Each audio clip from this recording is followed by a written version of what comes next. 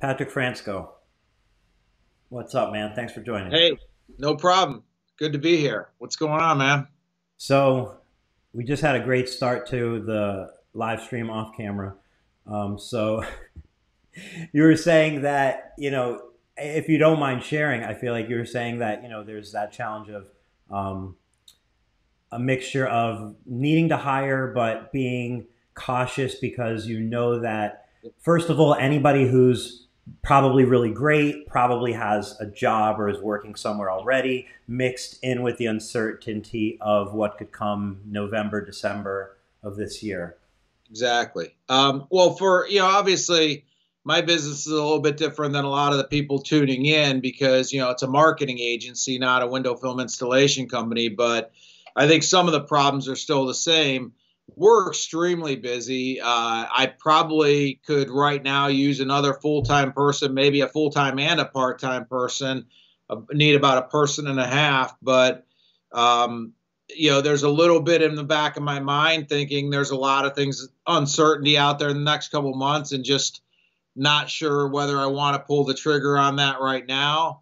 And then the second thing is the really good people that are out there that I would want to bring onto my team aren't really available right now. In many cases, they're busy. So we're looking for innovative solutions. We're doing a lot of collaborations with other agencies and other things like that where we're sharing resources and trying to get the work done while still maintaining the quality. And again, I think there's some prudence in just saying, hey, don't get ahead of ourselves out over our skis with November, because I Right. don't really think any of us really know what's going to happen with that. So, And what do you but things are think? really busy right now. I mean, and most of the clients I talk to across the country are telling me that they're extremely busy as well. And when you refer to November, what do you think most likely case scenario would be, and what do you think the opposite of that would be look like? I mean, it's always hard to tell. Anytime there's an election cycle, typically, it's very common for leading up to an election cycle for the economy to be pretty good because the current administration, if they have a chance to get reelected, are going to try to pull out all the stops to make things as good as they possibly can be heading into the election. So, having a really good year heading into an election is not an uncommon thing.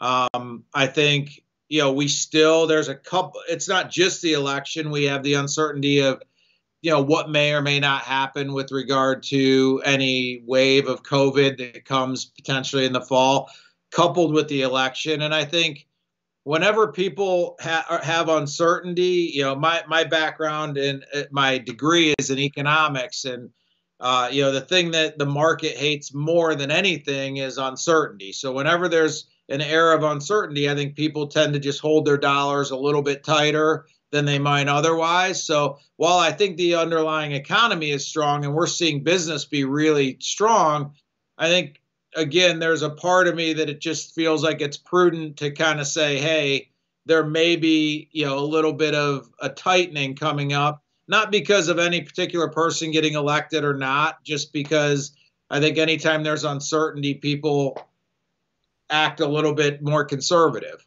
Yeah. Yeah, and whether that time's coming, like you said, it's uncertainty, but whether that like downtime or slow time's coming now or it's coming in the future, I think what everybody should just realize is you're not going to necessarily know when it's coming or predict when it's coming, so it always has to be part of your plan. It's just part of the plan is the Exactly. downtimes because that's the difference between you potentially, not you, but somebody potentially going out of business or it turning into an opportunity because it's a part of the plan. It's not the focus, but it's a part. Yeah, I mean I tend to be a very optimistic person in general, so I tend to always look at the glass half full, and I don't like to be cynical or pessimistic about things. But I think there's a difference between being optimistic and also being prudent in how you run your business. I think when things are going really well, like what most people are telling me, things are going really well right now.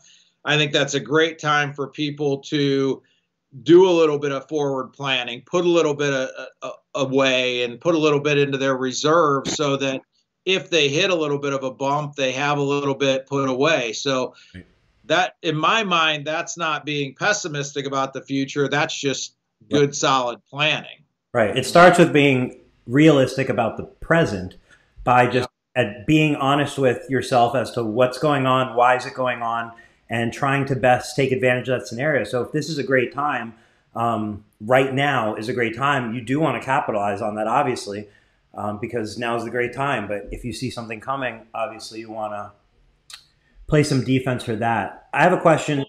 Oh, go ahead. I also, when I bring somebody onto my team, I really feel like I know everybody says this. It's sort of just like the common thing to say, but when I bring somebody onto my team, I really like to feel like they're part of a family. They're coming on board, and I don't hire people flippantly, and then if things aren't working out, let them go. So one of the things I was saying earlier about being a little bit tentative is to me, I want to get, first of all, I want to always bring on the right person for the position, not just a body. I want to bring on the right person. And number two, whenever I hire somebody, my hope is that they're working for me for many years. And it doesn't mean, I mean, I'm happy for them if they move on to something else at some point in time. But I always approach every hire like, hey, I'd like to have you on board until something better for you or something comes along. And if so, I'd be happy for you. But I don't hire people with the mindset like, hey, I need to get 6 months down the road, then I'll just let them go. So to me, that's much more of a bigger decision, and I don't take it lightly. So that's the only reason why right now I'm not just filling a spot with a warm body, because I want to make sure that's the right person. And two, if things do get tight, I don't want to bring somebody on and then 4 months from now have to let them go. It's just not So, the right idea. so quick question before we answer Richard's question from the comments. But do you think if we imagine whatever would be likely to you, whatever a downtime would look like to you, as far as a recession time, let's say 4 or 5, we start to enter this slow time where people, a lot of maybe people don't have extra money, their homes foreclosing, maybe can't afford car payments or student loan payments and so on. So people are just maybe being a lot tighter with their money. Do you think that will kind of force businesses to spend more money and more focus and a bigger percentage of their gross revenue towards marketing? Because you could see it being a cut and you go, well, they're not going to spend money because they're not making money. Or you could see everybody getting more aggressive. The reason I kind of say that and kind of lean that way, who knows, but is because there's so many people with so much invested now as far as big shops and impressive shops and a lot of gross volume and staff that I feel like it could lead to a more all-in versus contraction. Well, a couple different ways to look at that. I could tell you that when COVID hit, our business didn't slow down at all. Like we actually saw. So again, that's not, you would think that when that hit, people would, one of the first things they might cut would be marketing. But what we saw just this last thing was quite the opposite, that actually people actually went more in. Now, counterintuitively, like they would come to you and say, Patrick, what more can we do? What can we do during this time? It becomes like a new opportunity. yeah, and what should we be doing to make sure we're in the best position to emerge from this? The other thing that happens though is that I don't want to say that's across the board, because one of the things that happens is the cost of ads, whether it's Google AdWords, whether it's Facebook, wherever you're buying ads, it's based on supply and demand, just like everything else. So the more people that are advertising on Google in your local market, the more expensive those clicks on Google AdWords are going to be. The more people that are advertising on Facebook in your given market to a certain audience, the more expensive it is for you to get the impressions and the clicks that you want. Sure. So what we did see overall was a contraction in advertising. And the reason I know that happened is because in the last number of months, every single one of my clients that has stayed the course has been able to get more clicks per dollar, more, their advertising dollars have went further. And what that tells me is overall, the demand for Google AdWords, the demand for Facebook ad products was lower therefore the price of those for the to Right. get the same results, you could get the same results by spending less. So I think that in general, to your point, I think if somebody has the ability to, typically the most ground is made up in an economy when whether it's real estate, whether it's window film, whatever, is when the market shifts down. That's typically when companies actually go from being a certain size to the companies that have the ability to really try to grow their business through that come out the other side at a whole nother level. And you see that in real estate when the 2008 crash hit, the people that had cash on the sidelines that could invest in properties when people were foreclosing and things like that now Right. have unbelievable portfolios as a result of that. So I feel like downturns can either be an opportunity or they can, if you play them right, they can be an opportunity, to your point. I think that was maybe what you were asking. Well, it was just a matter of like, if a downtime is going to be a slow time for you potentially, or in a lot of different ways, that same effect can happen to where a downtime leads to more in some kind of way like that. So yeah, it's an And I think that, opportunity. I think the market is really changing fast as well. One of the things I think hopefully a lot of people took advantage of if they were a little bit slower during certain things with COVID, even if it was just their home life was a little slower because they weren't running kids to sports and things like that.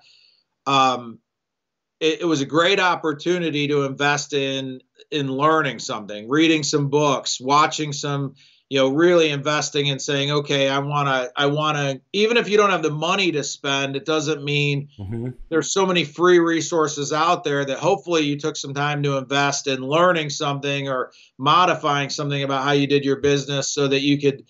So it's not always about the money, but to Right. me, I feel like you can be investing in your business without spending a dime. You just are spending some of your time. And especially during this time, a lot of resources that had cost money like actually became free, as far as like webinars and things like that. And man, there's been a lot of great no cost things out there Mm. available. Yeah, one of the top ones being this Tint Wisdom. Exactly. Exactly. So, Patrick or Richard said in the comments, he said, what would you suggest for a business that's locked down due to COVID? Would you try and build interest for after COVID lockdown? I'd say 100% you'd want to build interest. There's no reason not to. Now's the time to do everything you could do. What do you? No, yeah, I think that if at least I'm not sure where Richard's at. I wasn't looking at the comments, but I mean, I haven't seen a lot of places that are completely locked He down. said lockdown for 6 weeks, 2 weeks in. I think they're 2 weeks into a 6 week lockdown. Okay, so I mean, I would think doing some things to create interest, as well as maybe taking this opportunity that if they're in a 6 week lockdown, my guess is in the market that they're in, that's also a fairly restricted market with regard to what people can do. So the positive of that is people are paying a lot more attention to social media platforms, and they're much more, they have time to actually invest in watching some things and things like that. So what I would try to be doing is educating people maybe about their business and what they do and maybe what differentiates their business from other businesses in the area, and definitely taking the opportunity to get in front of people, because I think if they're in a market that's locked down, that the opportunity is likely that people are spending more time online, which gives them the opportunity to reach more people. And Richard did comment that he's in Melbourne, Australia. Okay. I would imagine if he has a lockdown there, they're doing a better job locking everybody down than they're doing here. So Yep. probably why the difference. I think like, maybe it's not the time. I mean, look, maybe it is the time to run ads, but maybe it's not the time. If you're hesitant to run ads, if you're not sure about putting that money out there, like it's still the time to build out your website, to build out your social profiles, to do all those free things, put any systems in place, become as organized as possible. There's tons of work that can make this what feels like maybe 6 weeks of going backwards or standing still really be a rubber band propelling you forward. So Well, and there's a lot of content I think that you can generate during this time frame that actually is going to pay dividends far past the 6 weeks. Like when people are busy, a lot of times it's like, well, you don't have time to really sit down and shoot that video or write that extended about us to really tell the story of your company or things like that because you're just so busy taking care of business. So I think you can even, and then those pieces, that stuff that you would do, that video or that about us becomes a piece of content you can share on social and things like that. But that doesn't just pay dividends for the 6 weeks. That becomes a better built out portion of your website or a Forever. video, so Right, forever. It affects every customer after that. So those are those things that like it's always worth trying to look at your website and make sure that it's as good as it can be. Has information about all the services that you offer. Because if it absolutely. doesn't say, if your website doesn't say you offer it, nobody's going to know you offer it. It's that simple. You won't come up for it. Well, and I think that it gives you a chance too to pursue again when everybody's running 100 miles an hour, my company included. You sometimes don't have the ability to look at other platforms or other ways to potentially do your business to make your business run more efficiently. So when the business starts to increase again, maybe that the way you had been doing it, if you look at the process, maybe if Richard's in an automotive shop, maybe they historically have been able to get 6 cars a day through the shop efficiently. But by thinking about it and coming up with better processes, maybe coming out of this, they have the ability to get 7 cars a day through. So they just increased their capacity by an additional car a day, 6 cars a week, 300 cars a year just by working on processes during this time. So I feel like there's never a time when there's not something you could be doing to improve your business. It doesn't have to mean spending money on marketing or spending money on ads or anything like that, but you could still be doing things that are going to serve you moving forward. Right. Right. So, Absolutely. So you posted today, I believe, that you've got a couple new affiliate sponsors on Window Film Pros, the awareness group. Yeah. yes. Actually, this week we actually have 3 new affiliate sponsors that have come on board. Actually, one is Liquisol, which is not directly a window film, but if you're familiar with the product, it's a product you would use when window film might not be a really good option for heat reduction and things like that with skylights and other things. Okay. Also, Solar Guard Saint Cobain came on board as an affiliate sponsor, which pretty much means, and then the other one was Valiant out of Texas, which is a window film and paint protection distribution company. So it's great. We're at 30, currently 30 affiliate sponsors, which are people that are helping to support the program of us raising consumer awareness. And it's great that not only have we had people continue to come back and support us, but new people are coming on board all the time. I think we're sitting at just over 320 installation companies that are signed up for the dealer locator. So the program in 2020 is bigger than it's ever been and continuing to grow. So we're really excited about that. Nice. So are there anything like this is a program that's now in its about fourth year? Is that right? Well, the consumer awareness Yeah. program, correct? Yeah. Okay. So it's grown quite a bit since its first year, I imagine, probably grown on Yep. top of itself year after year. And now you have quite the following from manufacturers or quite the participation of manufacturers as Yep. well. I'm just curious, is there any like what that means as far as like the future of the program that it is so successful and it's growing in that direction like you know I don't know what is that Sure. how does that look I guess what Well, do you think? I think that when we first started, the first 2 years, this industry, because so many people have come along and done different things in the industry, I think tends to approach new things a little bit more skeptical. And I don't think that's a bad thing. I just think that it is what it is. So the first 2 years of the program, we didn't have any participation by suppliers, manufacturers, or anything like that. It was just the dealer listing, and they paid a certain amount of money for the listing, and we utilized those funds to create and distribute content and do ad buys against that content. We did that for the first 2 years. Last year was the first year we accepted supplier support of the program. And the main reason there was that I was hesitant to do that because I didn't want anybody to feel like that certain suppliers were being given preferential treatment, or the content that would be created would be steering people in a certain direction. Or I wanted it to be completely brand agnostic, to where all the content was not branded and nobody expected that it would be.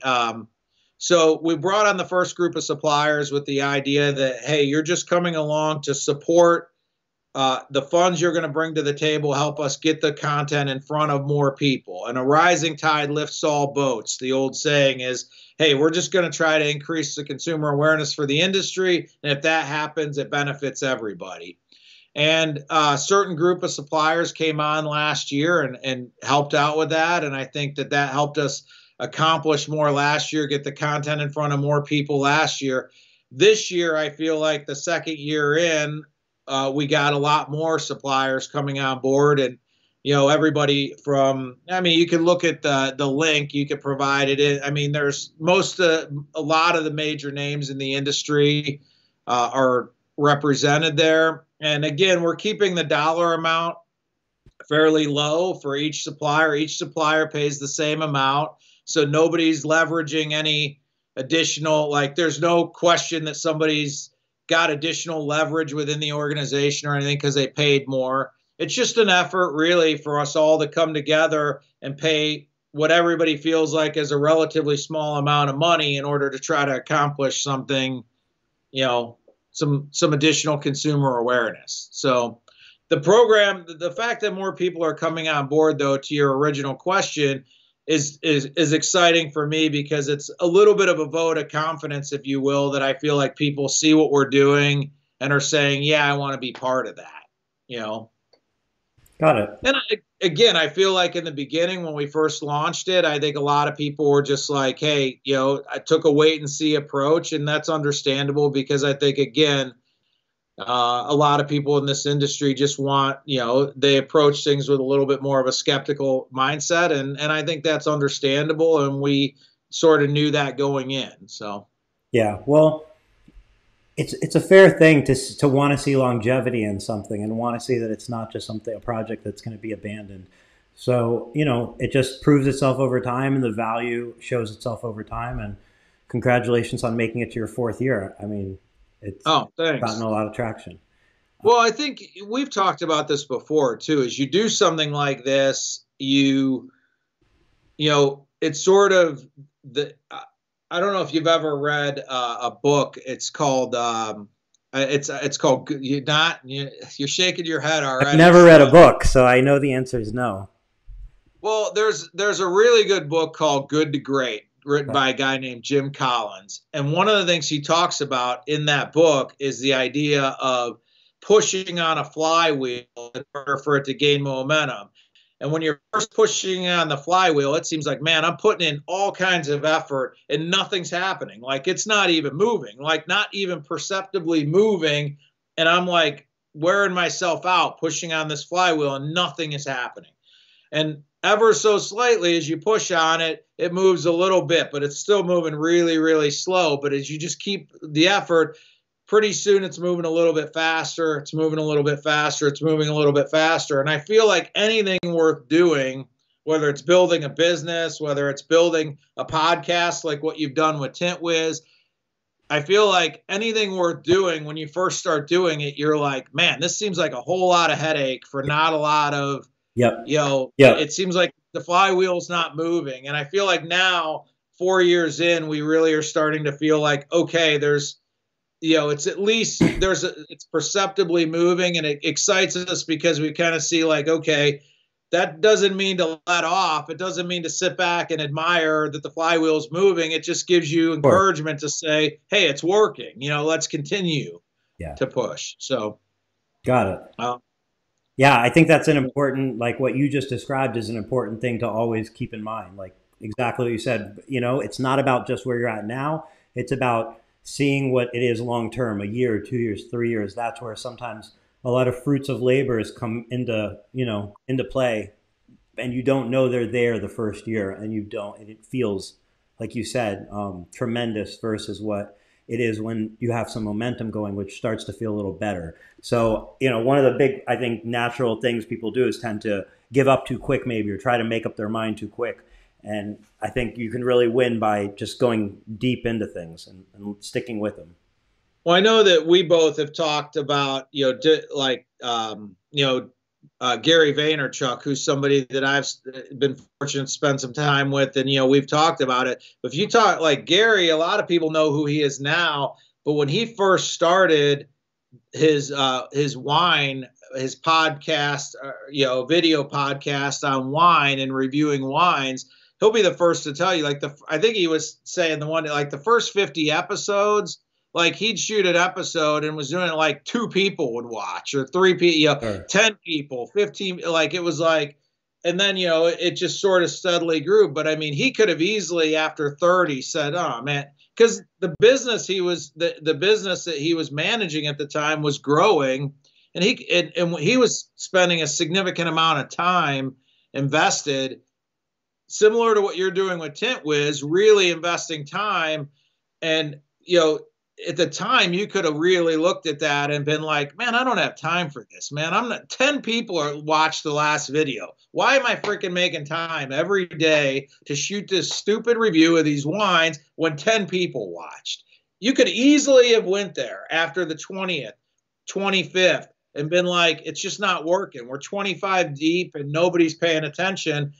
But he just kept on. He believed in it. And he kept on, and it just slowly, and then it just took off. And and the serendipity of it was somebody that was on the staff at the Conan O'Brien show saw one of his reviews and liked kind of his a little bit off the wall take on wine review, invited him to the show one night to do some wine reviews on the Conan show, and boom, that was the fuse that sort of lit it. But Right. again, I mean, he didn't just turn on the camera and all of a sudden Right. was getting a million views Right. on a video.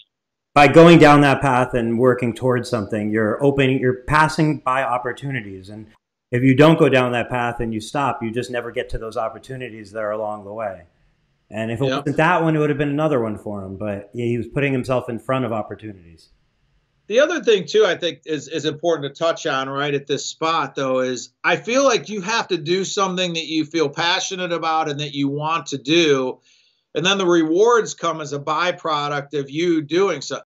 I feel like a lot of times people start doing something because they're saying, hey, if I do this, Right. I can get this. Right. So that thing that they're wanting to do it Right. doesn't happen fast enough. They lose all their passion to continue doing this because the whole reason they started doing this was to get this. Right. If you fall in love with doing this and just continually want to do this, what you'll find over time is that what you want over here sort of happens. And quite frankly, once you get there, sometimes you're not even as enamored with what you thought you wanted Right. to begin with, but I feel like a lot of people get frustrated and give up because they're only really doing that thing that they started in order to achieve a certain end goal. And when that doesn't seem like it's happening fast enough, they just lose their passion for continuing. Sure. So, I think like if you're going to do something and the reason is because you think it's going to be easy,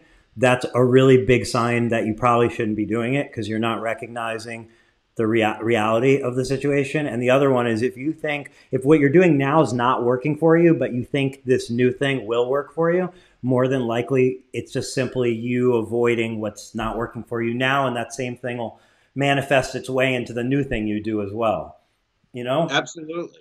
And I mean, that doesn't mean even if you love it and you're passionate about it, it doesn't mean, I'm not sure where people got, off track with the fact that it's still going to be a lot of work. I mean, owning and running your own business and building your own business is a ton of work. I look at guys in our industry like a Brad Campbell and like an Eddie Schultz and Chris Robinson, and you see Chris Robinson's posts these days about it. He has a great place in Georgia. He's got a couple different locations, and they do well. And he gets to take some great camping trips with his kids and an awesome RV and things like that. And what you don't see is that Chris has been working hard for 25 years to get to the point where you see him now after 25 years of hard work. But make no mistake about it, there was a lot of times where Chris worked extremely hard and put a lot on the line to get where he's at. And I feel like sometimes I think people either think it's going to come easier than it does, Mm-hmm. or Right. You think it's going to come all at once, like a lottery ticket, where it's really a slow grind, potentially step by step by step, full of uncertainty, not just overnight, type of, wow, I hit the lottery.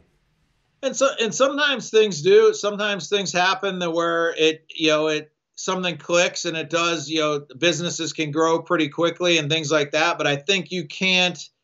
Just like you don't build your entire retirement plan on hitting the lottery, that would be a pretty silly retirement plan to think I'm going to just, invest $50 each week, and by the time I'm of retirement age, I'm surely going to have won that would be a silly retirement plan. I think it's a silly business plan to think that you very well may have one of those light a fuse and your business takes off type of moments where something just goes right. But I don't think you can go into a business planning that that's going to happen. You have to do the right things to put yourself in the position for that to happen realistically. Exactly. So the Window Film Pros group now has over 300 installers, over 30 manufacturers. That means that there's more resources coming into Window Film Pros to help better its mission, which is to better industry awareness, consumer awareness, and the industry as a whole. At the same time, you have Window Film Revolution doing I don't even want to put it into words because I don't want to put restrictions on it, but an organization, a dealer locator, resources, whatever it may be, all coming together to with the similar mission in mind, with its differences, but probably its similarities. Then you have the IWFA, which has a obviously long history in this industry, but at its current incarnation right now, from my understanding, it's kind of similar in a sense as well. They collect dues and then they use that money to better the industry. So you have these three bodies, entities that are working to generate funds and at the same time use those funds to generate more funds and better the industry. Yep. So I feel like those are vehicles. Those are like space shuttles for us as someone in this industry. You, me, everybody. Those are the space shuttles. Those are now 3 people building rockets to take us to Mars. Now my question is, and you're building fucking great rockets. They're growing and they're working and they look great.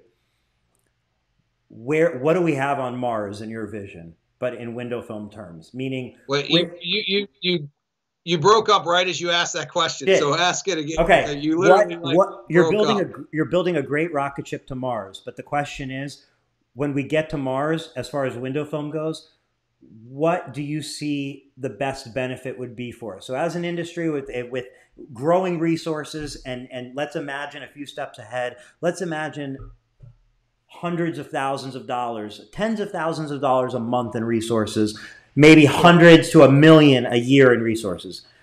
Where would that money, let's say $1 million a year in resources, where would that money, do you think, broadly or specifically, best be deployed to really make an impact as you best see it? I mean, that's a pretty wide question, so there's a lot to unpack there. But I mean, I'll first address just Window Film Pros, because our mission has always been extremely simple, and it's always been based on the idea that I think we can all agree that if you just randomly approach 100 people on the street, a good chance is that 95 plus of them are not going to have a really sound understanding of what window film is and what the benefits of window film are. I think we would all pretty much agree with that. So, when I started the program, it was based off of an age-old program that back in the day in marketing, that was the Got Milk campaign, which was a bunch of dairy farmers, independent dairy farmers from all over the country, got together to pool their resources to run national ad campaigns that we all may have seen and remember, which was the Got Milk. Now, any one of those dairy farmers in and of themselves couldn't have run national advertising like that. So they pulled together, they ran these with the idea that if we get people more enthused about milk consumption, that we will all sell more milk. I mean, it was a very simple concept.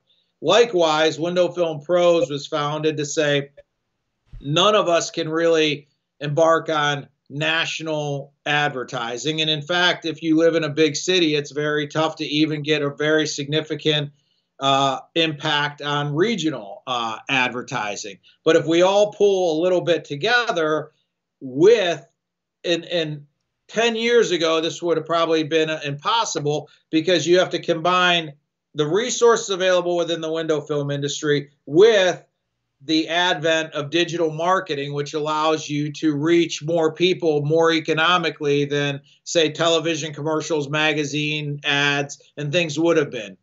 10, 15 years ago, to reach the public, you would have had to advertise in Time magazine, you name it, a big magazine, which is very expensive to do. Still expensive to today. It was even more expensive back then, right. Or a television advertisement. So what we decided to do is try to take that Got Milk model and bring a lot of people together, all contributing a little bit, to use digital marketing to do very targeted advertisements to reach more people, to raise consumer awareness. And my thought was always that, it's never been that, hey, in 3 years, 5 years, 50 of those 100 people are going to know what window film does. My whole thought was, let's assume 5 out of 100 know what window film does. If we can go out there and do this, and over the course of 3, 4, 5 years, 7 of 100 people know what window film does, that's a 40% increase in the number of people that are aware of what window film is, and the potential for that to have a major impact on our industry is significant if that were to happen nationwide. So our goal has always been very simple. It's just to move the needle a little bit. I'm not expecting the needle to completely go off the chart. It's just to make some impact, move the needle some degree to try to raise consumer awareness. And also to create content that's not, all the marketing content that was always created was always branded, like, and there's nothing wrong with that. Eastman, 3M, Solar Guard would create content, articles and things like that, but they would always be talking about a particular product that Eastman carries, or Hooper Optic, or whatever. So there wasn't a lot of really great content out there that was non-branded. So the other thing was to create non-branded content that can not only be used in our program, but can be shared by anybody in the industry on their Facebook pages. And just, again, the best way to raise consumer awareness is to not only rely on the paid part that we do, but have other people share that content on their Facebook pages and things like that, so that you get the exponential growth out of it. So that answers, hopefully, clear mission. Pros side of That's it. very, very clear as far as the mission and how you execute. Yeah.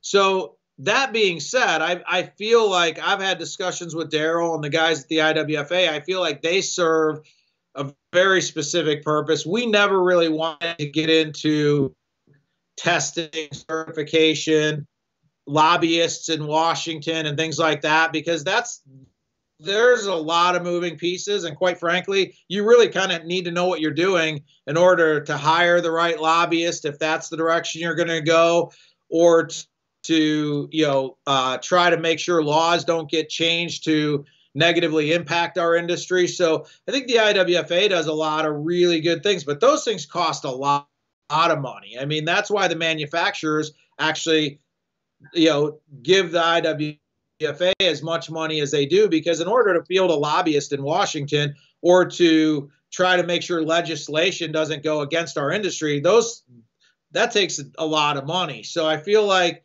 there's a lot of moving pieces, and I feel like they understand those pieces of it really well. And quite honestly, I never envisioned or intended for what we're doing to even be part of that. What I felt like was the IWFA really did that really well. But because of my background in digital marketing, I felt like this niche that we're talking about with Window Film Pros, I felt like we could do that really well. So we're just sort of trying to stay in our lane over here and do the thing that we feel like we have a distinct advantage in, and let other people do the thing that they have an advantage in. To be honest with you, I don't really know enough about the new Window Film Revolution program to know what they are or are not doing. No, you I think answered the question in a sense. So now, I mean, you definitely answered the question very clearly. Yep. I think you gave us a perfect idea of IWFA as well as Window Film Pros, Window Film Revolution. We're going to have a new group of the leaders on tomorrow, so they can be the best ones to answer that. Now I'm going to reword my question to you in a little different angle. If you were given $1 million, $1 million, you had to spend it over the course of the next 1 year, okay? The goal of that spend would be to have the biggest, best positive impact on the most window film community members possible. What are you doing with that $1 million? I mean, for us, I mean, it would be more of what And you get hold on, I'm sorry. And you get a magic wand. So it's not necessarily, and you get a magic wand, you can spend it however you want, and you assume it's going to go well. So I'm not saying for Window Film Pros, I'm saying as Patric Fransko, you're getting $1 million to apply to the window film industry. You have to spend it over the course of a year, and it could be outside of your skill set as long as it's within another person's reality. I mean, I feel like,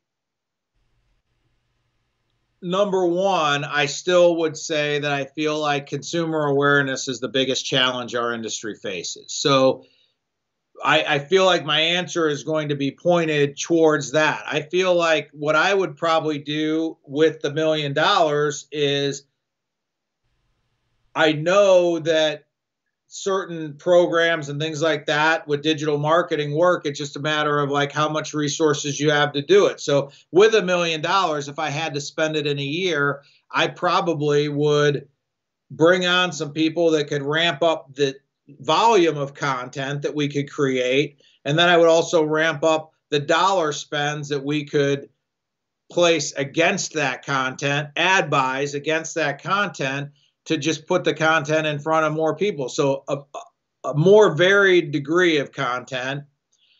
The more hyper-focused you can get with content, with matching a piece of content with an audience, the deeper penetration you can get with that audience. So to not get in the weeds, what I would do is create more hyper-specific content about very particular things with regard to what window film could do. And then I would do ad buys against a very particular selected audience that piece of content would resonate with. And I would do that a lot more times than we currently have the resources to be able to do it. So rather than try to create a more general piece about residential window tinting, I might create 10 hyper-focused pieces of content and do 10 hyper-focused audiences specific to that piece of content. So where right now we might be doing 1, we would be doing 10. So does that make? I don't. Yeah. So you get to spend it however you want. I gave you a magic wand. I wouldn't really do anything different than we were doing now. I would just do a higher volume of it, and then do a deeper ad spend against that. Like I would do a lot of what we would call A/B testing. So I would launch. And this is one of the things, spending time with VaynerMedia has taught me. It's like I'm not smart enough, and Gary would even tell you he's not smart enough to know what is going to work, what is going to resonate with the consumers, what is going to be that piece of content that really just hits a home run. So rather than try to sit around a boardroom and think that we're all smart enough to guess, to pick that piece of content, let's throw 100 pieces of content against the wall, put a small amount of ad buy against 100 pieces of content, watch the data, let the data speak to us and tell us what's working, remove the ad buys against the pieces of content that aren't working, and funnel it over to the pieces of content that are, and then create another 60 pieces of content to throw against the wall. Rinse, repeat, rinse, repeat. Do it over and over and over. Okay. I mean, so to me, that's what I would do. All right. I would do the same thing we're doing now. I would just do it at a much higher level. Well, we don't have sponsors for this Tint Wisdom, but if somebody has $1 million and a magic wand, I'm willing to pass it all along to you if anybody wants to contribute it. But I mean, but I feel like there's other things too, to your point. I mean, even if you were to say, hey, you could use the million in a variety of different ways, I do feel like, I do feel like something to, this industry's played around with a certification program, and it's very tricky. And I don't know that I have the answer to it, but there is things like within the automotive industry, people have certifications. They're ASE certified, Sure. or there is a way to know whether the mechanic you're dropping your car off with is qualified to work on the car you're dropping off with them. Right. And I feel like I don't know exactly the right answer to that in this industry, but I feel like as an industry, ultimately, we need to have some way for somebody to achieve different levels within the industry, whether that's, even as you think of the trades, which I consider our industry a trade industry. You think of the trades. I mean, you're an apprentice, and then you're a junior electrician, then you're a full-blown electrician, or in most of the trades, there's a ladder that you climb up. And even I have friends that are in the barber industry or in the hair salon industry, and there are people within a salon that are making 3 to 4 times for a haircut what the newest salon technician or whatever is. So and as that person moves up the chain, they make more money for a haircut than they made 3 years ago, because the thing would be they're better at cutting hair now than they were 3 years ago. I think that very same, I think somebody that's tinted 10,000 cars inevitably is probably more proficient than somebody that's tinted 100 cars, unless the person that's tinted 100 cars is some kind of phenom that just has picked it up way faster than any of us can anticipate. So I think something in and around that in our industry, like some way to ascertain independently what somebody's skill level is. I think we need to work towards something like that. And I'll be the first to tell you, I don't have the answer, but I feel like it's something we should be striving towards. Yeah. Yeah, I agree. So I agree. It's being organized enough to be able to get the traction both on the certification, certifying the installers nationwide, as well as making it actually matter to the consumer, to where there's actually a value to it. And that's one of those like two-pronged things. It's kind of like, in a way, almost like starting a home advisor, or almost like starting a Yelp. And except, they're not coming there for the review necessarily. They're coming because they're certified, or to see their rating in the Better Business Bureau. It's the same kind of idea, but for the industry. So then the question is, like, it's going to take a lot of organization. What I meant by that, it will take a lot of organization, consistency, and money. And the question is, who has that much money that wants to do that in the industry? Because it truly is maybe like something that's going to benefit the industry, but not necessarily be like a profit machine, because, it's you want it to be there. So then you know what I'm getting at. It's like that's where like a group like IWFA, like you, like Revolution, that's where potentially there's enough member support that it can get that ball rolling. Because if a manufacturer was to do it, it just seems not right. And then you go, well, who is going to do it? I wouldn't want the government to be the ones coming to do it. So then who? Yeah, do no, And there's a lot of things to consider when you start going down this road too. We don't want a program to unnecessarily hurt somebody that's new to the industry. We need new people in the industry. We need the lifeblood of people coming into the industry. Most people I talk to, one of the main challenges they have is the inability to find, good installers, good new people. So what we don't want to do is create a certification that gives the highest levels to people that have been tinting for a long time to such, and the people that are new, they're down here to the point where nobody ever chooses them. So they all go out of business, and it just Right. continues to basically be So top loaded. So I think one possible way to get something like that rolling and kind of work around the issue you just brought up that's extremely valid is and to bring this down to a smaller scale would be maybe a certification that is completely focused around safety and security applications only. And safety and security applications, like, while nobody wants a bad tint job, safety and security, you really want to make sure that they're applying it right. You want to make sure that the bead of Dow is right, that they left a little space on the film, you want to make sure the whole thing's right, because there's big consequences to that. You want to make sure that they're, like, if they're certified with the certification, that they're not known to make outrageous claims that aren't, like, probably valid. So, like, maybe something around security and safety would help be a start, and a start to further certifications, and one that's, like, within scope of possibility, because now you're dealing with just that. Well, I think you have to. I know the IWFA does the testing a lot of times at the WFCT and a variety of other places. Sometimes they would do regional meetings. But one of the things with that program is, it comes down to studying the books and studying the materials and things like that, and being able to pass the test, which there's nothing wrong with that. I think that's an integral part of it, is having the book knowledge. However, you could pass every single one of those tests and not know the right end of an Olfa knife to hold. Right. I want to see the bead of Dow that's going on the window. Yeah. You want to know that they're not putting it on, like, wood French panes that are going to fall in if somebody leans on them.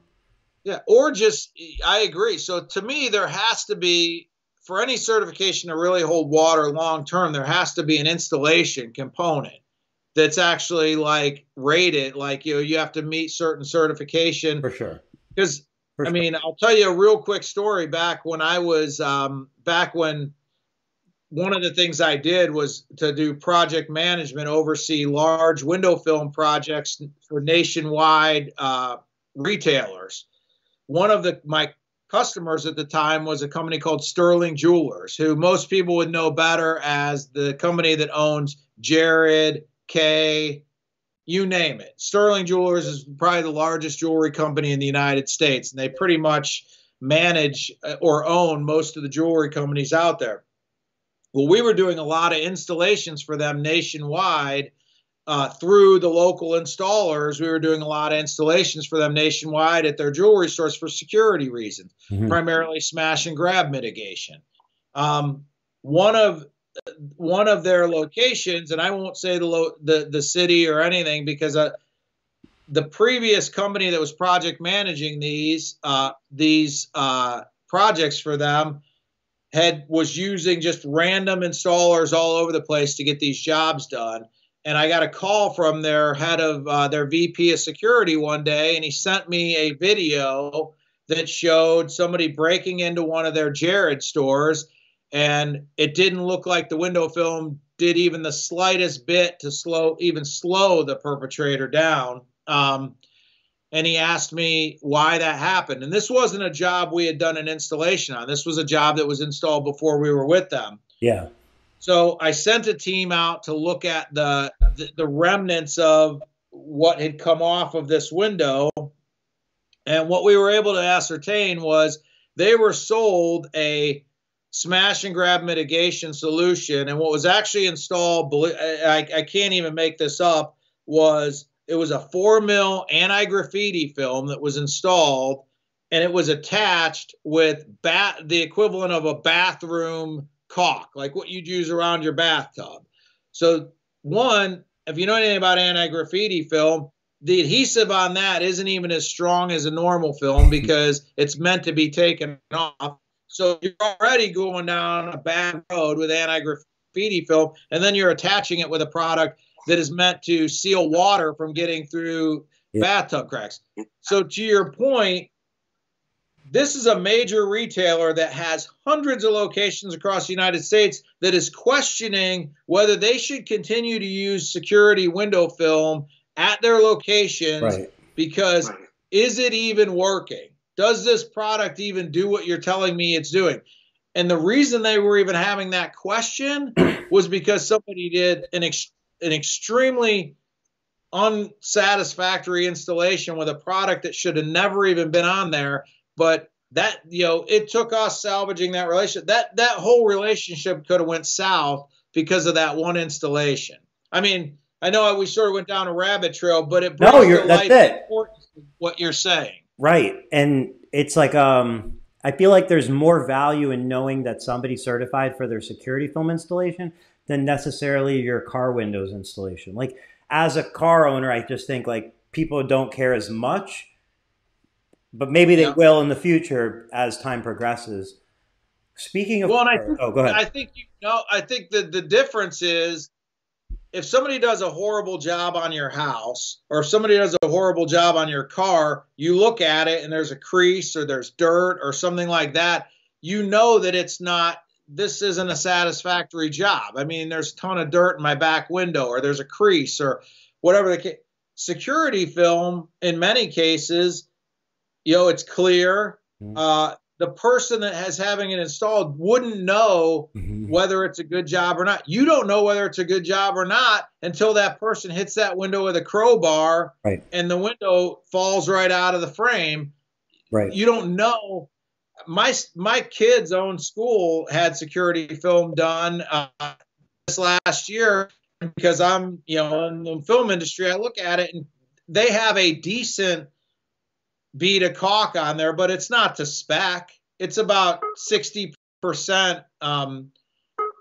It looks like I've been getting a notifications decent and everything like that. But if I had to be honest, the bead is probably only 60% of spec. So it's not a full spec bead, but I would only know that because I'm in the window film industry. It actually is a nice, clean installation. The bead looks good and everything like that, but it's not to spec. I mean, if you really understand what spec is, but most people wouldn't know that until, heaven forbid, the inevitable happens or something like that, and then the film doesn't perform the way it's supposed to. And I mean, so unlike I said, like I think that with a car, if you fry somebody's electronics in their car, they're going to know when they pick the car up if the installation isn't good. Funny you say that. So Ethan left a comment that I want to read because it's regarding frying electronics. And I think maybe he misunderstood or I misrepresented what I meant when I said starting with security maybe would be a better place than with a car. So Ethan said, I strongly disagree. Do you know how many electronics there are in these cars that cost thousands to repair? New cars are no joke. Strongly disagree with the statement that there's no need for a certification on tinting car windows. It's more than tinting the windows these days. So I'm not saying that there's not a need for tinting certification in cars. What I'm saying is it might not be the best place to start because to get installers to want to get certified, they have to feel they're getting a value, like consumers are going to recognize it. So you have to build consumer recognition at the same time as you to build that installer value. And I'm just simply saying I think it could be easier to build consumer value and recognition with the security field than with your automotive, because I do agree it'd be nice to tell somebody, do you know how many electronics are in there? I'm going to make sure they stay dry because I'm certified. But at the same time, like, you could really use that sales pitch now very clearly as far as like soak ropes and using dash towels and showing how you take care of their car and their electronics. And that's a valid point. I hope you see where I'm coming from, that it's not that there's no need. It's just a matter of how much leverage is that going to be to get that starting, because it's a huge undertaking, like humongous. No, I think that if anything, automotive is even a bigger animal to tackle than, because once you've been to enough commercial buildings, let's face it, I mean, there's a decent number of different types of window types, but I mean, it's within the realm of like, a decent, you understand once you've been doing it for a while, what the window is, what the challenges are, what the stops are, what the gaskets are. You kind of understand how everything goes together. Cars, they're keeping up with what car has electronics buried beneath the rear deck, and what cars have electronics in certain areas, and then it changes every single year. I mean, that's the other thing, is then it changes the next year, and it's something different. So I feel like, there, to your point though, I think your original point is that there should be some way to try to,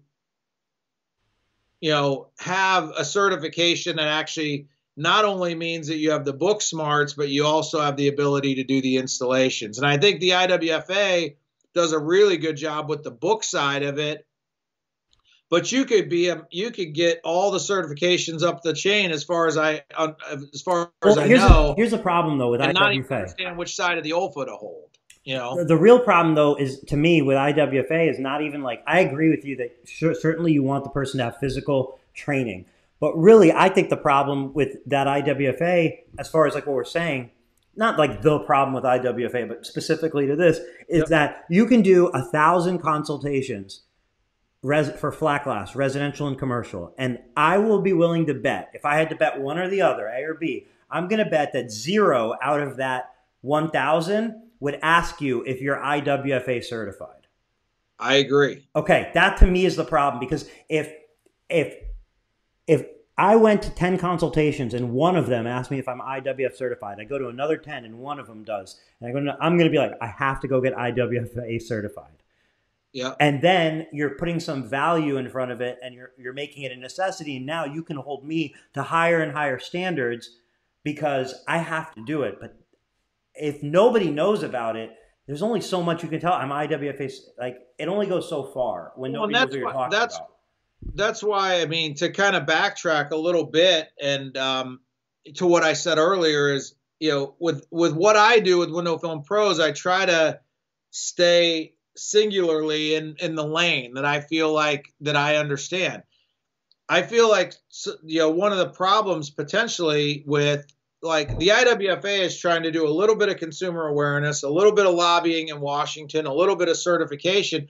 To your point, if the IWFA completely focused on the lobbying and the legislative side and creating a industry certification that meant something to somebody, like it actually had some teeth, I think then, to your point, where maybe consumers, where then the marketing comes in is then you take that certification and you start weaving it into the marketing and start telling consumers in your consumer awareness, be sure to ask for, an IWFA certified installer, or, but right now, you're right. I think there's a lot of people doing a lot of different good things. Like, there's good initiatives and people but there's really not everything kind of being done. Like, everybody's trying to do different things, and there's not really a unified vision of like, hey, this is what we're going to focus on.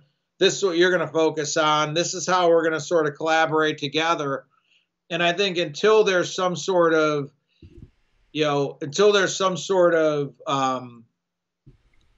I don't know if it's the groups working together, but my point is, I agree with you that you could have a Loctite IWFA certification, but if no consumer knows what that means, it becomes meaningless. You know what I mean? At some point in time, it has to mean something to the end user. I think that, but there's models out there we can look at. I mean, the stereo industry has different, the car stereo industry, I think, has different testing and certification of how well an installer knows how to do things, because they're digging into the electronics of these new cars to do things. I think there's things that an organization that really wanted to put something like that together, they would be able to look at other industries and how those things were put together in other industries and come up with some solutions. I think some questions that need to, first of all, I want to just throw in real quick. Brian mentioned in the comments that comes down to you personally telling a customer that you're IWFA certified so that when the next guy comes in, they ask that person, are you IWFA certified? They're probably not. And then you made it valuable for yourself. So I just wanted to point out that that's a great point, Brian, and Yep. obviously that's strategy. Um, but, oh, man, but Would you draw a blank? no, it's just what were you just saying? Where did you just leave off? Because it's right there. No, I was just saying that the different we're all doing different things, and Right. there's really not somebody that's really bringing it all together into how it would mean Oh, something. so the question, I guess that this is where I was going. I feel like we have to circle back around and go why, just for the sake of asking it, and say why. Why do we want to certify tinters? Why? Just follow it, follow the why, and go. It's to improve the quality that is put out there, to better the consumer experience. Is it to try to ensure that tinters abide by state tint laws? Is it to, like, what is it specifically? Is it to try and separate those that are of high quality from those who are of perceived low quality? What is it? And I feel like it's important to note those things and to go, well, what does the industry really want from the consumer, and what does the consumer really ask of? Are they is I just look at it from that other end and go like, well, what is really needed out there? And I think some of the things that are needed out there are, I do think we need better laws in the states. I think we need more awareness both to the consumers, which will end up to legislative, which is on the benefits of glare reduction in your car, to the way that that increases like comfort and slows down like how fast you get tired when you're driving, and awareness, like if you have the sun in your eyes, like you can tend to drift off or like not see things and so on. And then of course there's the skin cancer and the benefits there. And if we keep going down that line, and if we can focus on that, I think that helps the consumer because they get kind of what they want, in my opinion. The tint companies get more ability to put their tint on without all the restrictions that may be out there. And it's like a proactive move towards improving laws versus reactive when they're more along the lines of like ticketing and so on. I feel like we need to build an awareness that shows like, hey, like I want to ask you, and I hope we get a honest answer. What is your tint illegal on your car in California? It's actually mine is not illegal because I actually have a doctor's prescription. Okay, so if you didn't have a doctor's prescription, it would be illegal, It right? would be illegal. Okay, so the point Yeah. being, if But somebody else, I have 35% on my side doors. okay, So, so I do have a doctor's prescription.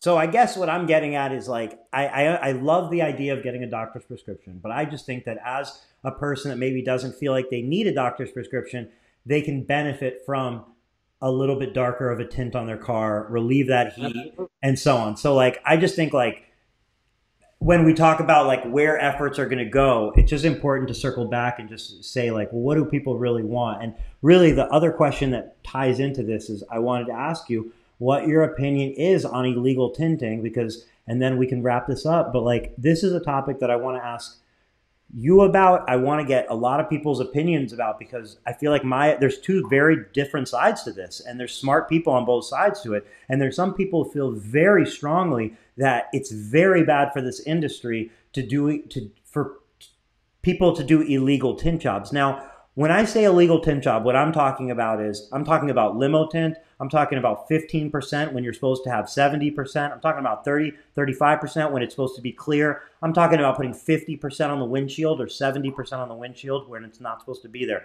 I'm not talking about putting frost on your windshield. I'm not talking about blacking out with 100% blackout on your windshield and saying, well, okay, that's beyond illegal. That's insanity. But if we're talking in the realms of what people really want, Is that bad for the industry if shops are you're in Florida and you're putting 15%, it's supposed to be 30? Is I that mean, it's bad? certainly. I mean, I'll answer it the best way that I can. I think that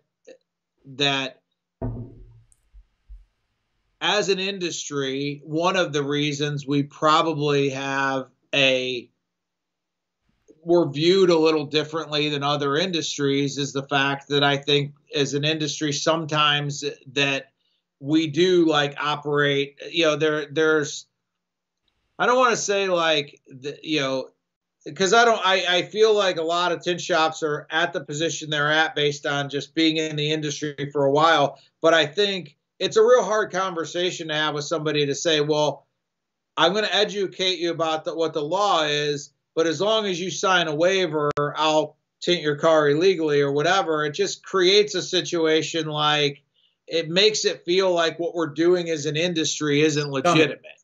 It feels Yeah. scummy. Yeah. So I feel like we complain about our industry having a little bit of that image, but I think some of the things we do every day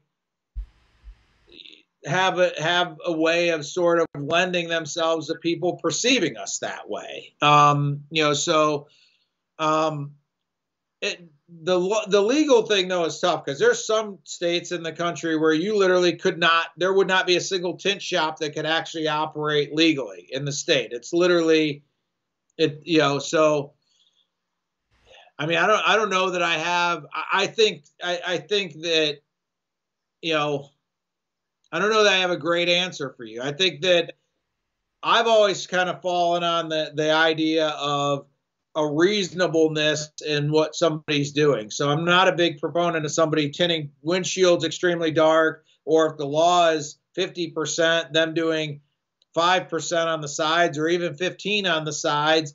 But I've always sort of also as a personal position taken a point like not being able to have 35 on the side of your windows is kind of, it doesn't make sense to me when a manufacturer can put tinted windows behind the front doors, but if you tint the front doors, it's illegal. So Right. I would rather see, I don't know if this is a way of me skirting the issue, but I'd rather see there be more emphasis put on, a nationwide, like a federal, this is what's reasonable tinting, and like so somebody could actually be in business, but it's reasonable, like 35% all the way around or something like that, other than the windshield or something like that. And then if we had a reasonable law that was consistent from state to state, then I would be probably in the position like, listen, you need to be tinting legally. You shouldn't be tinting illegally. But I think because of the variation and because you have ridiculous laws like in the state of Michigan where you can tint the top 4 inches of the window, but you can't tint below that and things like that, I feel like I've kind of fallen on the side of being like, try to do what's reasonable. I mean, I don't know that is a good answer. I guess if by pinning me down, I'm basically saying I don't have as big of a problem as with somebody tinting technically not by the letter of the law, as long as they're tinting what would be considered reasonable. But I think some people don't do the industry any favors by putting 20% on the windshield of somebody's car. Sure. I think that hurts the industry.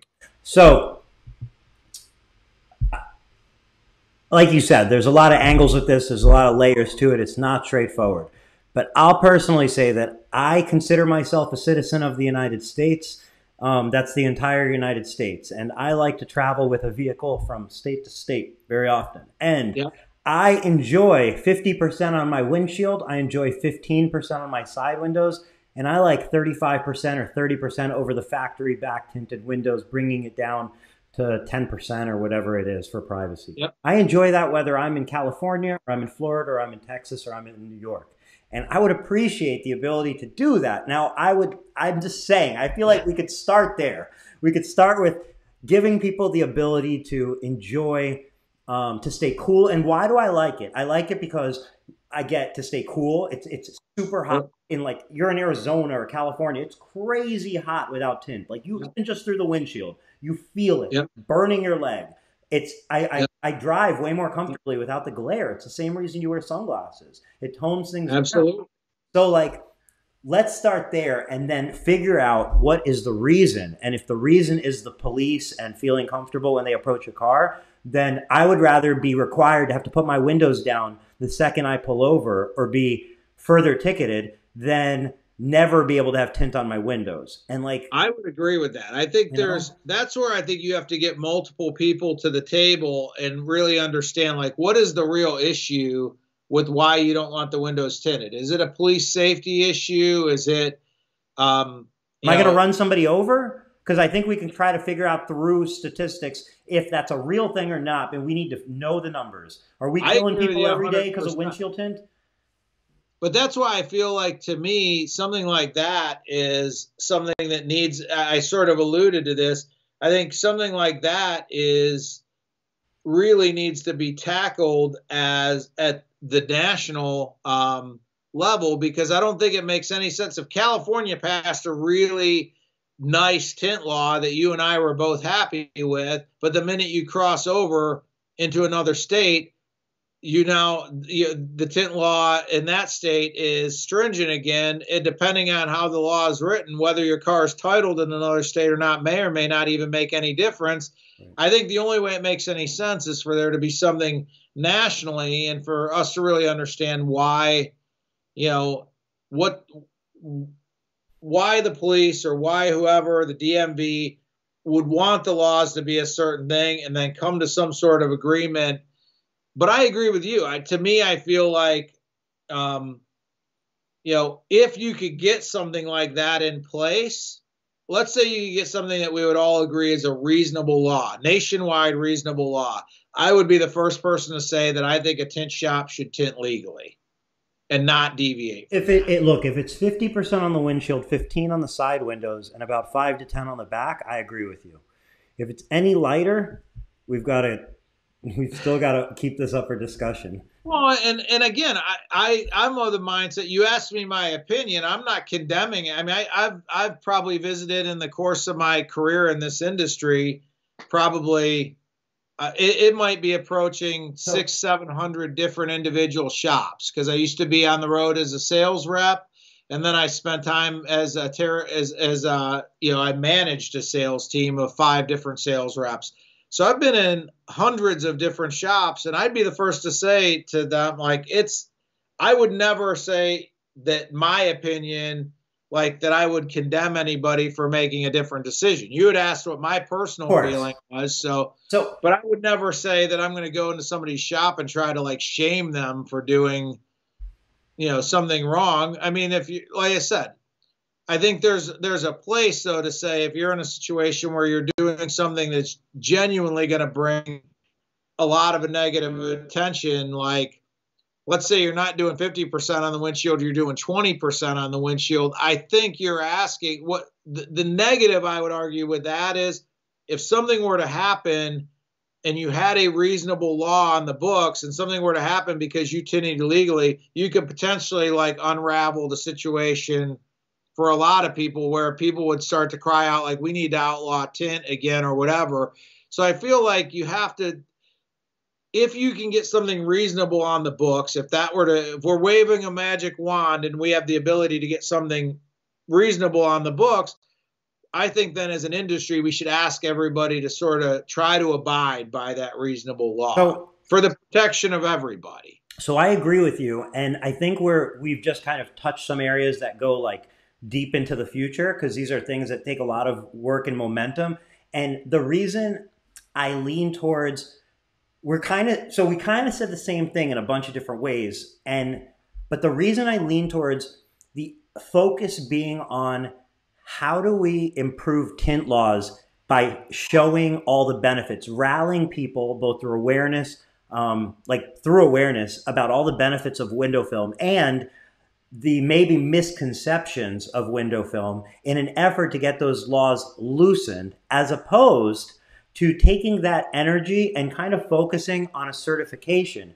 Because if we focus on a certification and we do nothing with the prior, then what I feel would happen is, as that certification grows and if it gains traction, what possibly could happen would be a state comes in there and say, hey, we're willing, why don't we do this? We'll make the state, it be required for you to be so-and-so certified for you to be able to tint. And that way we can guarantee they'll stick to the laws. And next thing you know, that organization says, oh, great, we can be more powerful. We'll be lined up with the state. And next thing you know, you just cut the necks off of a lot of tint shops by certifying, by trying to segment shops. You're kind of maybe opening up a breeding ground for something like that happening versus going straight in the other direction of we're going to show the country that window tint needs to be allowed, that there's more benefits to downsides. I think that's a great point. I hadn't even really went down that road to think that, you know, you could, certification can, one, be used against you, and two, the efforts being put into certification might be better served focusing elsewhere and not focusing on the certification, because I feel like that. Where do you think the certification comes from?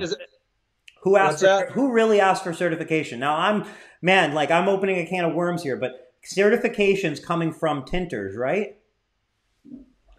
Well, I think that, I mean, the IWFA was doing certifications like when I came in the industry 21 years ago, and they were doing certification tests then. But so, I'm talking now, not like who invented it, but the concept of we need to get certified or a certification. I feel like, you know, I guess ultimately, whether it comes from tinters or it comes from manufacturers or it comes from organizations like yours, I think the question, again, is like you said, just circling back to why. Like, why are we doing it? And seeing where the efforts are best spent, as you were just saying. Yeah. Well, and to your point, when I first launched Window Film Pros, you know, a lot of people asked me, like, are you going to, for lack of a better term, vet who has the ability to get listed on your dealer locator? Like, are you going to, and my position was always like, we're not going to do that because, one, we're just trying to raise consumer awareness. And two, I feel like, one, I never really wanted to get into the realm of trying to decide whether somebody is good enough or who's making that decision, whether somebody is properly vetted or. So I think a lot of people looked at it like, okay, you're listing somebody as a window film pro, but what if they've only been in the industry for 6 months? And it even comes up in the group. I mean, in our group, not the Window Film Pros consumer group, but in the actual industry group that a lot of people are involved in, it comes up like, this guy's asking stupid questions. You know, he's only been tinting 3 months. He's asking stupid questions. You know, why do we have to put up with these guys asking? My position has always been the definition of a window film pro for me, which, you know, I guess that from founding the group, my definition of a window film pro has always been somebody that's tinting windows to make a living. They're tinting windows as their profession. Now, that includes everybody from the guy that just graduated from Stan Foster's class last week, right, to the guy that's been tinting for 30 years and everybody in between. Shout out Stan. What's that? Shout out to Stan Foster. Yeah. One of the so if you're doing, but my point is, if you're doing it as a profession, I view you as being a window film. But even that within the group has come under fire as who should be allowed in the group. Why are they called? I thought this group was called Window Film Pros. This guy's only been tinting for 2 months. And it's like, well, at some point in time, everybody in this group had only been tinting for 2 months. I mean, you know, by nature of select, at some point in time, everybody in the group got started. Right. So to me, I kind of feel like, so I never really felt like that I would put an undue amount of emphasis on the fact that, you know, you're a window film pro and you should be telling people you're listed on the Window Film Pro. Like, you know, if you're listed, that's great. There's benefits that come along with that. But I didn't want anybody to misinterpret that as meaning something like, oh, you're on the Window Film Pro, sir. That's like a vetting process to get there. So I actually like your point of view. Like, maybe we ought to shift gears and stop focusing so much on certification and focusing on maybe some other things that would have a bigger impact on the industry than some certification that nobody's even asking for. Potentially. I think you've raised a good point. Yeah, I don't know. Thank you for I mean, I don't know. That's I guess how this is the part of. I guess it's being talked out live. Like that's the fun part of it. That's how this stuff comes out is through conversation, right? Well, I think there's always going to be the question if you have a certification of what I mean who does the judging and who's saying who's certified. And I mean, we can't even get through a single window film competition at the annual get together without there being a major controversy over how somebody was judged versus somebody else.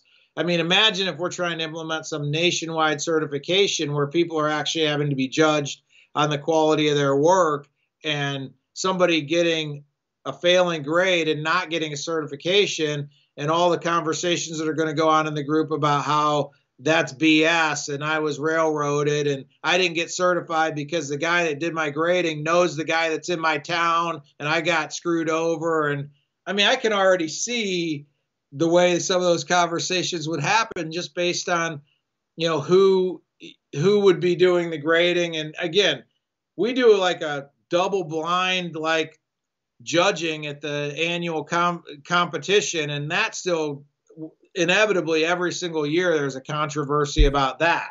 Yeah. And I think they genuinely, I think, try to do it as fairly and as right. But again, what they're doing is they're doing a competition that they call the Tint Off. So it's called the Tint Off, and it's a competition, and they make up the rules of the competition however they want to the best of their abilities, I'm sure, with the best intentions.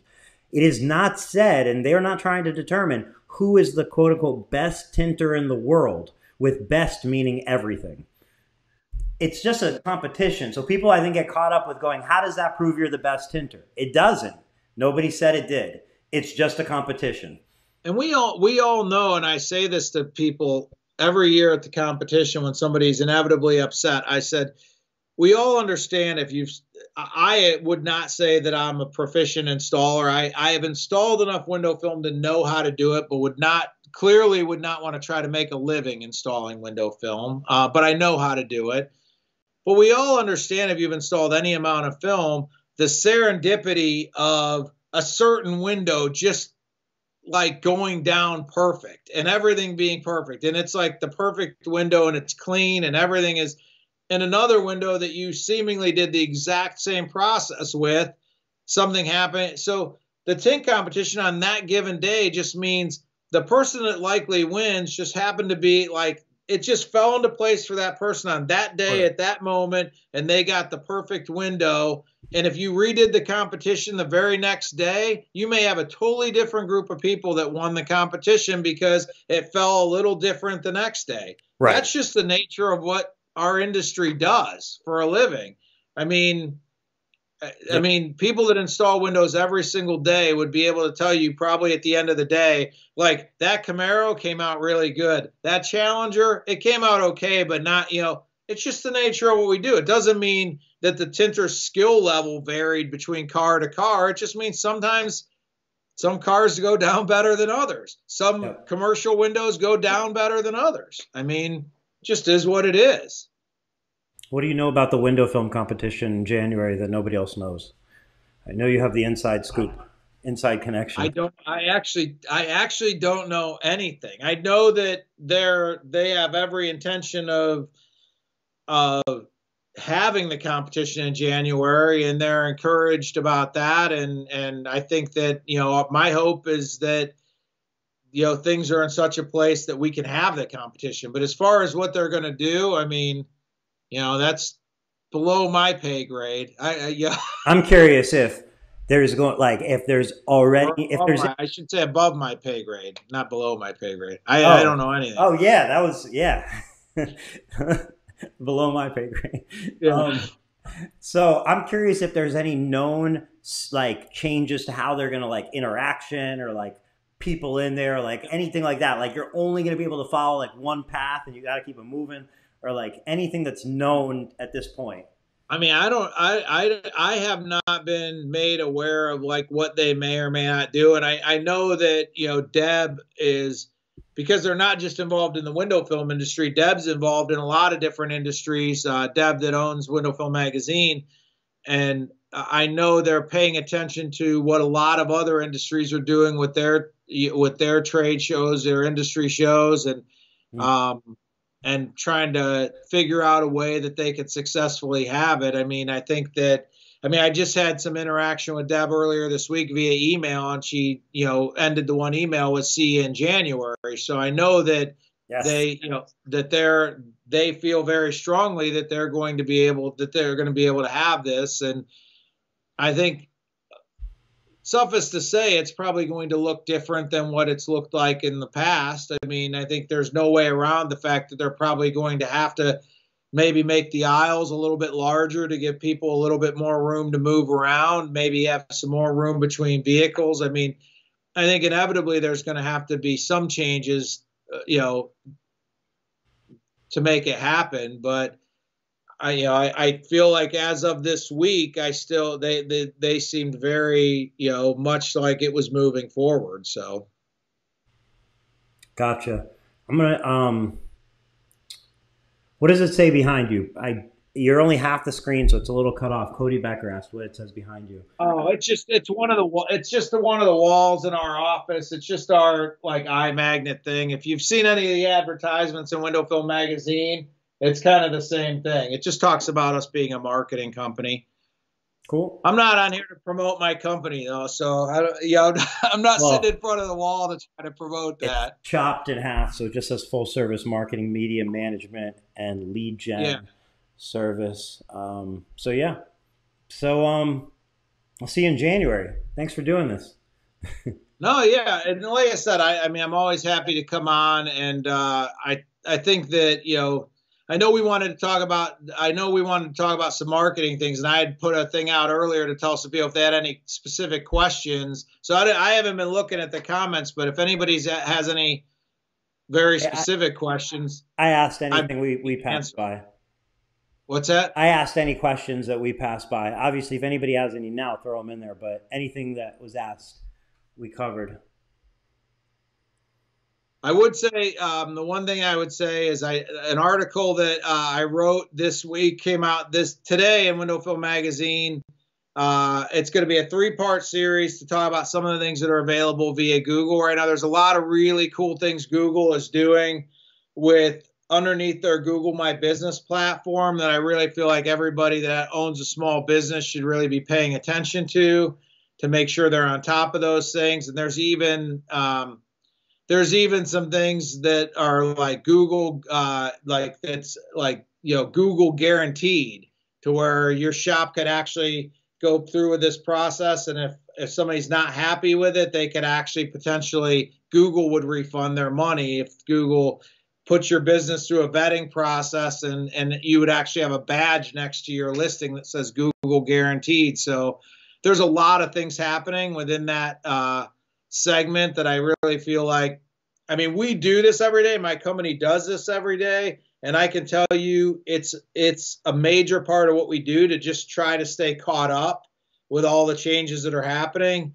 So one of the things I try to do, and anytime you have me on the program, I'm happy to share anything that we know, is it's a full-time part of what we do just to try to stay caught up with how things are changing. Because I can tell you things are changing on an ongoing basis, and it's just a matter of, putting in the time to figure out what's working, what's not. We, within the last month and a half, majorly changed the way we are doing Facebook ad buys based on some data that VaynerMedia shared with me that I would have probably disagreed with some of the people in the room until they rolled out the data and said, check it out. We've been doing the testing with, in their case, multiple millions of dollars worth of ad buys and comparing A/B testing, and literally sat down and showed me that it doesn't seem intuitive, but the data backs up what we're saying. And we changed the way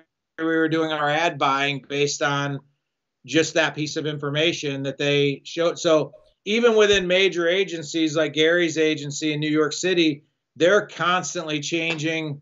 They're constantly looking at what's happening and changing the way they're doing it based on how things are changing. So, Got it.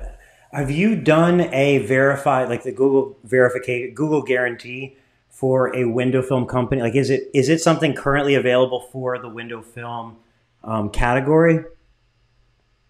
I think that, well, there's not actually, I think, a window film category. I think to answer your question, we haven't got anybody guaranteed because I haven't really been able to understand from Google, like, if Google guarantees it and somebody disputes it and Google decides to give them a refund, do you now owe Google? Like, is Google going to come after the business for that money back? Yeah, definitely. And to me, my question with that would be, who at Google is making the determination whether the consumer is being legitimate or not?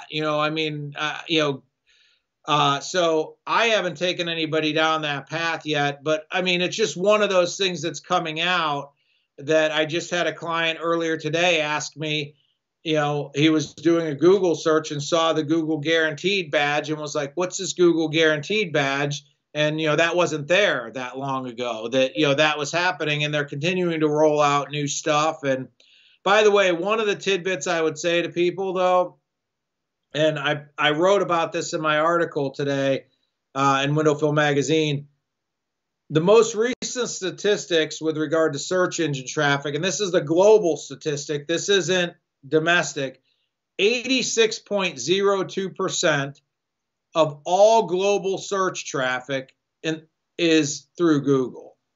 Yeah, that sounds. Baidu, yeah, Bing, Yahoo, everybody else included, don't even equate to a full 14% of all global search traffic. Google, whether we like it or not, we live in a world that Google owns the search aspect of the internet. So you really need to we could wish that it wasn't so or whatever, DuckDuckGo and all these other things. But the reality is it's like Google, it owns. If you do Google right, you can almost afford to ignore everything else because it's that small of a percentage of what's out there. Yep. Not almost. You can ignore it. It would be enough. There's enough on Google then. Oh, shit. Hang on a second. I lost the camera feed. But, I got you. I can still see you fine. Yeah. All right, we're just on different sides. All right, we're good. Sorry, we're back. So yeah, I think Google, like you said, 80 whatever percent, 86%. If you can master Google, you don't have to worry about TikTok. It's that simple. Yeah, and Google actually has, I mean, the crazy thing about Google is they give you all the tools to do it. You just have to spend the time to, either you have to spend the time to learn them or you have to pay somebody that knows what they're doing to get in there and do that. And that's not a pitch for my company, even though that's what we do. I'm just saying it. You can't afford to not, because what's going to happen in the next couple of years is voice search and things like that are going to become a bigger and bigger deal. And that's all going to be interwoven with what's going on with Google. And it's going to get to the point where, I mean, we work with a lot of people outside the industry as well. But like one of our clients right now is an attorney, and there is going to be a time in the not so distant future where people are going to do an Alexa search or something like, or, where they're going to say, Alexa, who is a good, criminal defender. My Alexa is actually going off since I said it. Sorry. October 11th, 2016. They have received 295,089,500. Sorry, my Alexa is going off right now. Alexa, stop. But anyway, my point is there's going to be a time when you're going to not even go into Google and search. You're going to say something to a voice device, and that voice device is going to go through and actually select who the response that they're going to regurgitate to you is going to be based on algorithms that are going to be based in Google. Whether you like it or not, the things you're doing now are laying the foundations for what's going to come 3 to 5 years from now. And it's going to be, unfortunately, probably too late to 3 to 5 years from now, decide you want to kind of get on the train and figure it out. Because somebody's going to have already invested 3 to 5 years in cementing their position Sure. with that.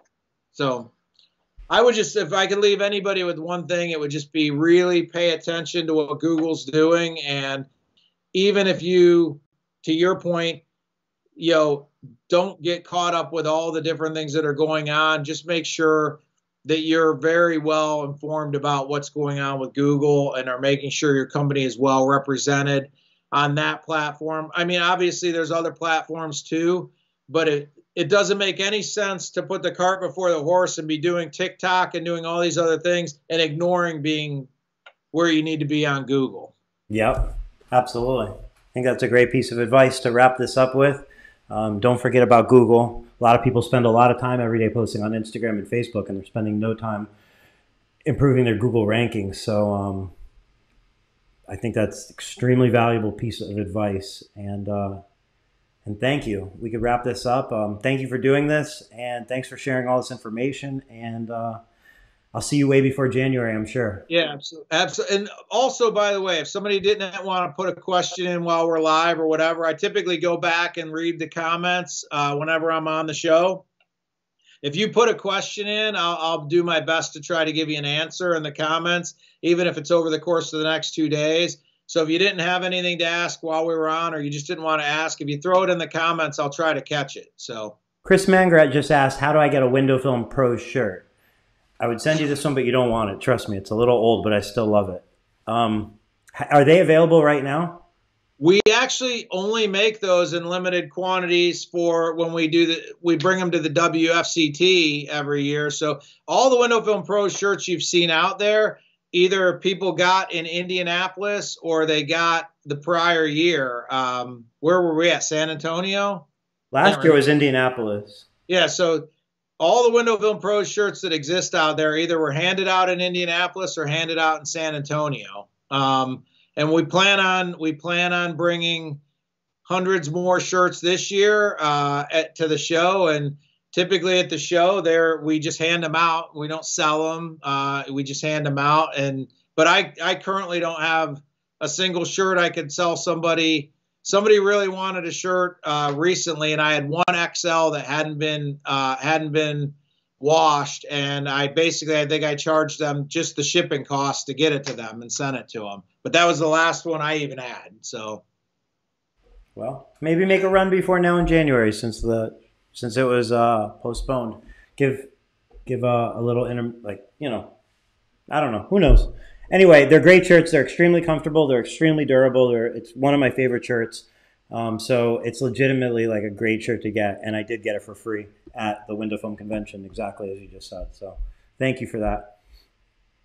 You're welcome. All right. Thanks for having me on, Eric. Thanks for watching, everybody. We'll be back tomorrow for the WFR Roundtable, and then next Wednesday as normal. And we'll see everyone then. Thanks again for watching, everyone. And thanks, Patrick, for doing this. Take care, everybody. Bye, everyone.